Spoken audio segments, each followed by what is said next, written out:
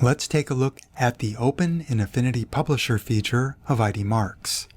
I have IDMarkz open, I have a document open, and to open that in Affinity Publisher, I simply click on the Open in Publisher icon here in the main toolbar.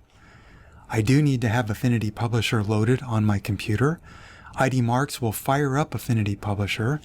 Affinity Publisher will present its PDF options dialog. I'll leave everything at default and click on Open. Affinity Publisher will assign a profile, and my InDesign document is now open in Affinity Publisher.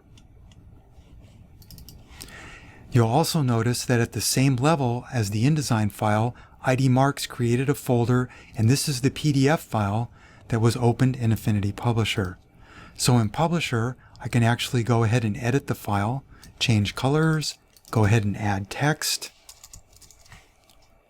go down here into the images area, and if I look at an image, here all of the tools that are available in Affinity Publisher allow me to modify the image in real time, or my preview, save the file out, and I now have an Affinity Publisher file converted and created from my InDesign file using IDMarkz.